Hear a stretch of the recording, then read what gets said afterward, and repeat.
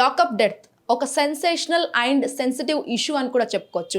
అయితే ఏదైతే రీసెంట్గా జరిగిన మదురై కేసుని బేస్ చేసుకొని ఈరోజు మాట్లాడదాము. సో ఈ మదురై కేసుకు సంబంధించి అందులో చనిపోయిన ఇద్దరు తండ్రి కొడుకులు ఎవరైతే కోవిడ్ పాండమిక్ టైంలో చనిపోయిన నేపథ్యంలో నిన్ననైతే ఏదైతే సుప్రీంకోర్టు సంచలన తీర్పిచ్చి మరణశిక్ష పోలీసులకు విధించడం జరిగింది. సో దానిపైన మనం ఇండెప్త్గా మాట్లాడదాం. ప్రస్తుతం మనతో పాటు ఉన్నారు ప్రముఖ సుప్రీంకోర్టు అడ్వకేట్ సాయికృష్ణ ఆజాద్ గారు ఉన్నారు. ఒక్కసారి వారి మాట తెలుసుకుందాం. సార్ నమస్తే సార్. సార్ చెప్పండి, ఎగ్జాక్ట్ గా ఈ కేసులో అసలు ఏం జరిగింది సార్ ఓవరాల్ గా? ఒకటండి, లాకప్ డెత్. అది ఎందుకంటే మీకు ఈ కేసు అనేది ఇప్పుడు తెలుస్తుంది. అంత ముందు కూడా లాకప్ డెత్ మీద మేము చాలా కేసులు ఫైల్ చేసాం. లాకప్ డెత్ కేసులో అతి ముఖ్యమైనది Nilabati Behera versus union of India అనే ఒక కేసు ఉందండి. దాంట్లో అది ఇప్పుడుది కాదు, చాలా జమానా కేసు అది. సో 30 years 40 years బ్యాక్ ఆ టైంలో నీలాబైతే బెహ్రా అనే వాళ్ళ అబ్బాయి, వాళ్ళ తమ్ముడు ఎవరైతే ఉన్నాడో అతన్ని అకారణంగా లాకప్ డెత్ చేయడం జరిగింది. సో దాంట్లో సుప్రీంకోర్టు వారు చాలా తీవ్రంగా పరిగణించి సంబంధిత పోలీసు అధికారులకు ఎవరైతే ఉన్నారో వారికి శిక్ష కూడా విధించారు. అలాగే బాధితులకు నష్టపరిహారం కూడా చెల్లించడం జరిగింది. అది మెయిన్ కేసు మనకి. సో ఈరోజు కూడా మదురై కోర్టు, ఇది సుప్రీంకోర్టు కాదు, మదురై కోర్టు, సెషన్ కోర్టు ఎవరైతే ఉన్నారో వారి జైరాజ్ బినిక్స్ అనే వాళ్ళు ఏంటంటే 2020లో ఈ మనకి అప్పుడు కోవిడ్ పాండమిక్ టైంలో వీళ్ళు షాపు తెరిచారు, మొబైల్ షాప్ వాళ్ళది తెరిచారని ఆ ఉద్దేశంతో అతను వాళ్ళిద్దరిని తీసుకెళ్ళటం. నైట్ అంతా 9 మంది దాదాపుగా, ఇందులో ఇన్స్పెక్టర్, సబ్ ఇన్స్పెక్టర్, 2 సబ్ ఇన్స్పెక్టర్లు, హెడ్ కానిస్టేబుల్, కానిస్టేబుల్ మొత్తం 9 మంది. సో వారిని తీసుకెళ్ళి అకారణంగా బంధించి జూన్ నెలలో వారిని కొట్టడం జరిగింది బాగా, కర్రలతో వాటిలతో. అంటే ఇక్కడ నేను అప్పుడు నాకు ఐడియా ఉంది, ఈ కేసు నేను ఫాలోఅప్ చేశాను. అంటే పాండమిక్ టైంలో కూడా ఉన్నా, కరోనా టైంలో. సో అప్పుడు కూడా దీని మీద చాలా వివాదం చెలరేగింది. దాంట్లో ఏమైంది అంటే వీళ్ళిద్దరు తల్లిదండ్రులు, ఎవరైతే తండ్రి కొడుకులు ఎవరైతే ఉన్నారో పోలీసు వాళ్ళని ఎగనెస్ట్గా మాట్లాడటం, సో వాళ్ళతో వాగ్వివాదం చేయటం వల్ల కోపంతో, అలాగే పాత కక్షలు కూడా ఏవో ఉన్నాయనే ఉద్దేశంతోనే వారిని ఇద్దరిని కూడా బంధించటం, లాకప్లో విచక్షణారహితంగా కొట్టడం. ఫస్ట్ తండ్రిని కొట్టడం, తర్వాత 2 days తర్వాత అతను కుమారుడు కూడా కొట్టడం. ఇది అప్పుడే దేశవ్యాప్తంగా చాలా సంచలనమైంది. ఈ విషయం మీద ఏమైందంటే ఆ రోజుల్లోనే ఆ పోలీసు వారు ఏమని సృష్టించారు అంటే వాళ్ళే కొట్టుకున్నారు, సో వాళ్ళు కొట్టుకుని దానివల్ల చనిపోయారని చూపించడం జరిగింది. సో దీన్ని అప్పుడు మదురై బెంచ్ అంటే అక్కడ హైకోర్టు 2 ఉన్నాయి, మన చెన్నై బెంచ్, మదురై బెంచ్ అనమాట. సో మదురై బెంచ్ హైకోర్టు వారు సుమోటోగా తీసుకోవడం జరిగింది. అంటే తనకు తానుగా తీసుకొని ఈ కేసు పైన మామూలుగా దాని గురించి వివరణ అవన్నీ చేసిన తర్వాత దీన్ని సిఐడికి అప్పగించడం జరిగింది. సిఐడికి అప్పగించిన తర్వాత అక్కడ మహిళా కానిస్టేబుల్ ఒక ఆమె చాలా సపోర్ట్ చేసింది అనమాట సిఐడి వారికి. చేసి జరిగిందంతా వివరంగా విట్నెస్గా ఆమె చెప్పడం. సో అక్కడ ఉన్న రక్తపు మరకలు ఏవైతే ఉన్నాయో, సో వారిని కుట్టిన గాయాలు, అలాగే పోస్ట్ మార్టం రిపోర్ట్ ఏదైతే ఉందో, సో ఇవన్నీ కూడా అలా జరుగుతూ ఉంటాయి. ఇప్పుడు మీకు తెలుసా, జై భీమ్ సినిమా చూశారు మీరు. ఆ జై భీమ్లో జరిగిన ఇన్సిడెంట్ అంతా ఎక్కడ జరిగింది? తమిళనాడులో జరిగింది. అలాంటి దేశవ్యాప్తంగా జరగమంటే జరుగుతాయి. అంటే మీకు ఎగ్జాంపుల్ కోసం చెప్తున్నాను నేను. సో సేమ్ అలాగే ఇది కూడా ఇన్సిడెంట్ అనుకోండి. సో ఆ విధంగానే ఇన్సిడెంట్ జరిగింది. దీనిపైన ఏంటంటే మదురై సంబంధించి మొత్తం కోర్టు వారు విచారించడం, దాదాపు 6 years విచారించడం, వారు దోషులుగా ఉండటం కాబట్టి మరణశిక్ష అనేది విధించడం జరిగింది 9 మందికి కూడా. అంటే ఇక్కడ రక్షించాల్సిన పోలీసులే అలా రక్తాలు వచ్చేలా కొట్టడం అసలు ఎలా చూడొచ్చు? పోలీసులు అలా బిహేవ్ చేస్తారా?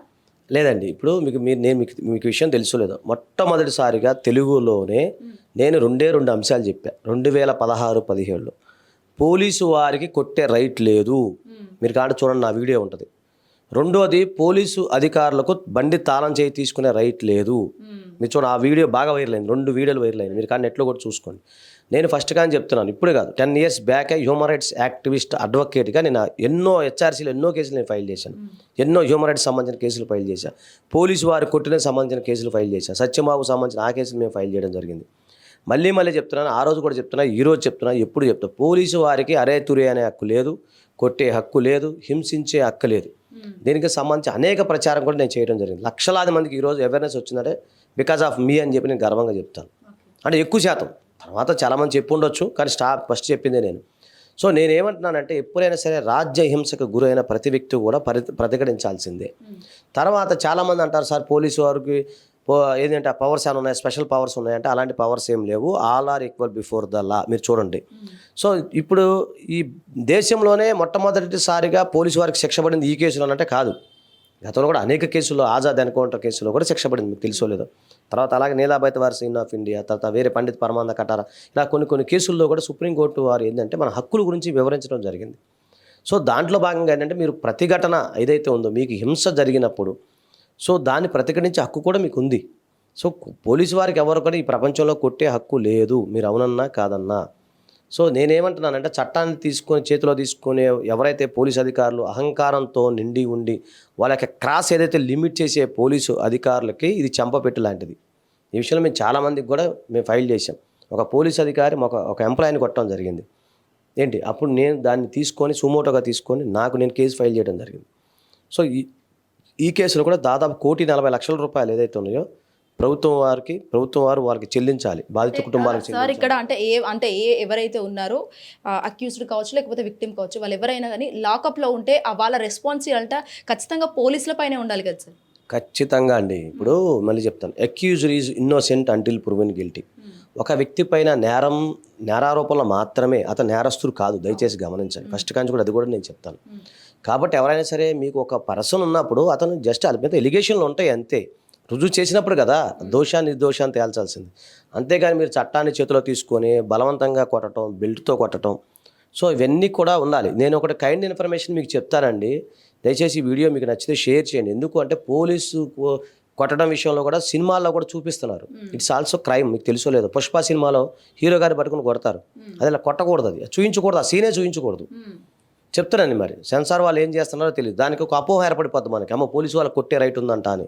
అంటే నేను సినిమా గురించి సినిమాలో చాలా సినిమాల్లో పోలీసు వారు కొట్టడం అవన్నీ అసలు లేదు, అవన్నీ లేవు, వైలేషన్ ఆఫ్ హ్యూమన్ రైట్స్ అవన్నీ. కాబట్టి సినిమాల్లో కూడా చూపించకూడదు, బయట కూడా చూపించకూడదు అవన్నీ కూడా. ఓకేనండి.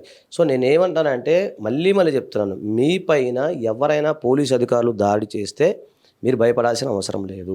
ఇప్పుడు చాలా అవేర్నెస్ వచ్చింది ప్రజల్లో, అంతకుముందు ఇంత అవేర్నెస్ లేదు. పోలీసులు చూసి భయపడి పారిపోయేది, చిన్నప్పుడు పోలీసులు వస్తే మేము పారిపోయేది.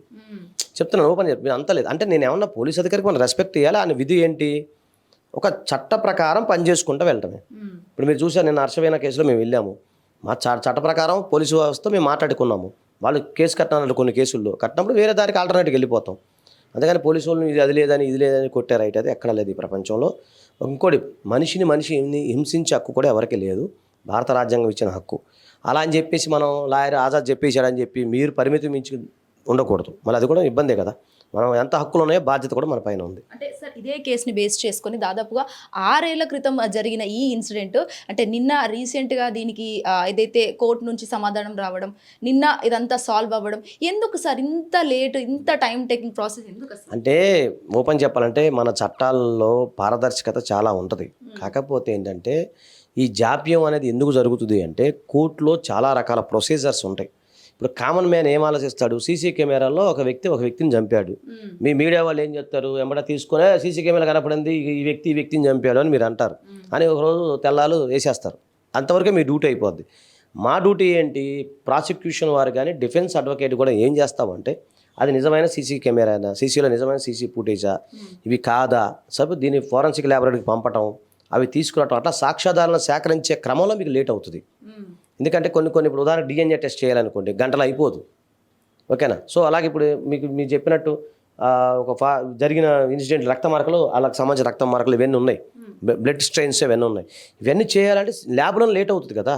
ప్లస్ సాక్షులను విచారించడం, కోర్టు సొంత సమయాన్ని పెట్టడం, ఇవన్నీ కూడా చాలా సమయభావం ఉంది భారతదేశంలో. ప్లస్ భారతదేశంలో ఏంటంటే ఈ జడ్జీల దాంట్లో చాలా కొరత ఉందండి. జ్యుడిషియల్ డిపార్ట్మెంట్లో చాలా ల్యాక్ ఆఫ్ స్టాఫ్ ఉన్నారు. సో ఇవన్నీ సుమారు 5 కోట్ల చిల్లర కేసులు పెండింగ్ ఉన్నాయి, మీకు తెలుసో లేదు ఈరోజు భారతదేశంలో. సో ఇవన్నీ తీర్చాలంటే మనకి మ్యాన్ పవర్ పెంచాలి, ప్రభుత్వం దానికి ఎక్కువ కోర్టులని పరిధిని పెంచాలి. సో ఇవన్నీ ఉన్నాయి, చాలా ఉన్నాయి. కాబట్టి ఏంటంటే మేము ఏమంటున్నాం, సరే ఏదైనా కానీ మొత్తానికైతే న్యాయం గెలుస్తుంది. కాకపోతే కొద్దిగా delay justice is the deny justice, మనం ఏం చేయలేం. కానీ ఏదైనా ఇప్పటికైనా శిక్ష పడటం కూడా అది మంచిగా ఆహ్వానించదగ్గ పరిణామమే. కాకపోతే భవిష్యత్తులో ఇలాంటి జరగకుండా చూసుకోవాల్సిన బాధ్యత అందరిపైన ఉందండి. సో ఓవరాల్గా ఫైనల్ క్వశ్చన్ సార్, ఈ వీళ్ళిద్దరిని వేస్ట్ చేసుకొని ఈ లాకప్ డెత్లో వాళ్ళు చనిపోవాలని చెప్పేసి ఒక పక్క ప్లాన్తోనే పోలీసులు చేశారంటారు? అది ఇక్కడ క్లియర్గా చెప్తుంది కదా, క్లియర్గా కోర్టు వారు కూడా అదే రేర్ కేసు అని కూడా వ్యాఖ్యానించడం జరిగింది. ఎలా నిర్ధారిస్తారు సార్ పోలీసులు? ఎస్, అది మేము చెప్తాం. అంతే, అక్కడున్న సాక్ష్యాధారాలను బట్టి. సో ప్లస్ పోలీసు వారు ఎప్పుడు కూడా వ్యక్తిగతంగా ఎప్పుడు తీసుకోవద్దు. వీళ్ళు వ్యక్తిగతంగా తీసుకుంటాం ఏంటి, ఒక ప్రెస్టేజ్ ఇష్యూ మీద తీసుకున్నారా లేదా ఏం జరిగిందా అనే దాని మీద మొత్తం ఛార్జ్ షీట్ సిఐడి వాళ్ళు వేయటం ఇవన్నీ చూసిన తర్వాత కోర్టు వారు అంత వ్యాఖ్యానించారు అంటే ఎంత బ్రూటల్గా వాళ్ళని చంపారు అనేది మీరు అర్థం చేసుకోవాలి.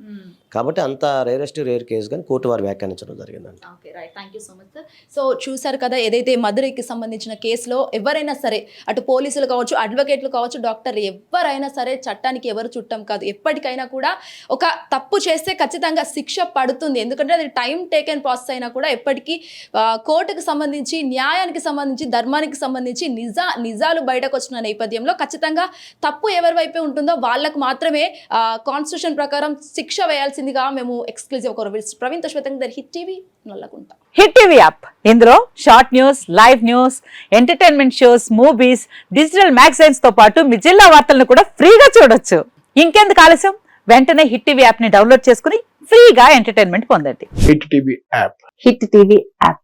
Please download hit TV app. Hit TV యాప్ని ఫ్రీగా డౌన్లోడ్ చేసుకొని ఎంజాయ్ చేయండి. మీకు నచ్చిన ఎంటర్టైన్మెంట్ కోసం హిట్ టీవీ యాప్ ని ఫ్రీగా డౌన్లోడ్ చేసుకుని ఎంజాయ్ చేయండి. హిట్ టీవీ యాప్ని డౌన్లోడ్ చేసుకుని ఆస్వాదించండి, ఆశీర్వదించండి. ఇంతమంది సెలబ్రిటీలు హిట్ టీవీ యాప్ ని డౌన్లోడ్ చేసుకోండి అని చెప్తున్నారంటే ఎంత మంచి యాప్ ఆలోచించండి. అమెరికా అమెరికా అమెరికా అమెరికాలో చదవాలనుకునే వాళ్ళకి విశ్వసనీయమైన పేరు మన శౌర్య కన్సల్టెన్సీ. UK లో 1 year masters. UK లో 1 year masters. 2 years work permit up to 5 years visa. Contact Saurya Consultancy. Contact 89851 89851.